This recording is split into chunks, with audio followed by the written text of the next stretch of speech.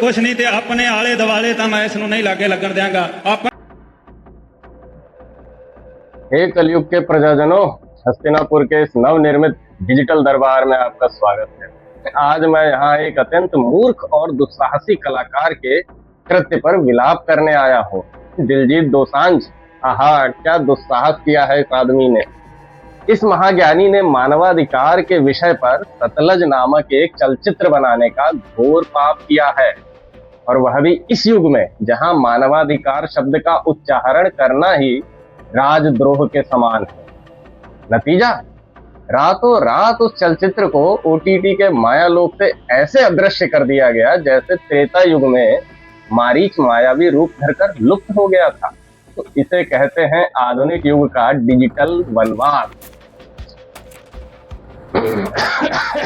बाहर सत्ता के शकुनियों एक अचूक फाका फेंका है। सत्य की जीभ काटने का यह कौशल तो यमराज को भी ईर्ष्या से भर दे। परंतु हे नीति नियंताओं, हे सेंसर बोर्ड के स्वघोषित भीष्म पितामहों, प्रजा के मन में एक तुच्छ सी शंका है।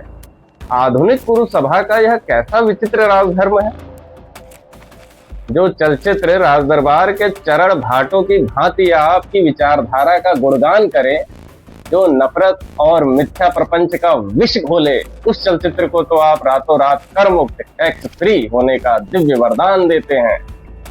मुख्यमंत्री, मंत्री और संतरी सब पंक्तिबद्ध होकर उस चलचित्र का दर्शन ऐसे करते हैं मानो साक्षात नारायण के दर्शन हो रहे हो।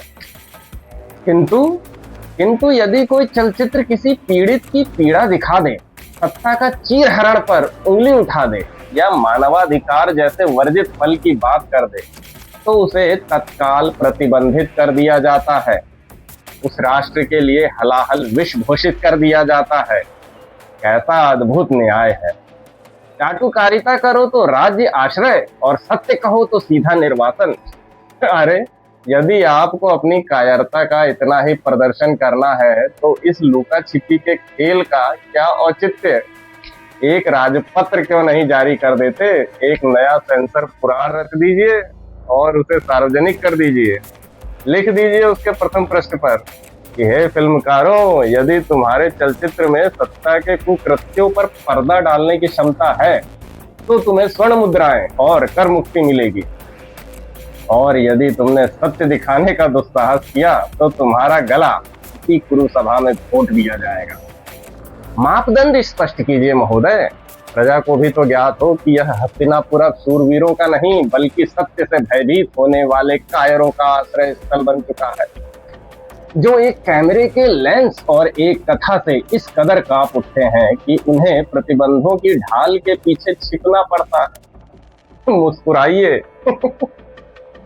मुस्कुराइए मत हे मूक दर्शकों। जो सतलज आज ओटीटी से काटा गया है, कल वह तुम्हारी विचारधाराओं से काटा जाएगा। जब तक तुम अपने वैचारिक मोतियाबिंद का उपचार नहीं करोगे, तब तक यह सत्ता इसी प्रकार अपनी सुविधा अनुसार सत्य को प्रतिबंधित करती रहेगी और झूठ को कर्मुक्त। रचते रहो कुतर्क, बांधते रहो अपनी आंखों पर गांधारी की पट्टी, परंतु स्मरण रखना, जिस सत्य को आज तुम प्रतिबंधों के लाक्षागृह में भस्म कर रहे हो, वही सत्य कल आग का दरिया बनकर तुम्हारी इस झूठी शांति को निगल जाएगा। प्रतिबंधों के स्वर्ण युग को और तुम्हारी मरी हुई चेतना को मेरा सविनय तिरस्कार।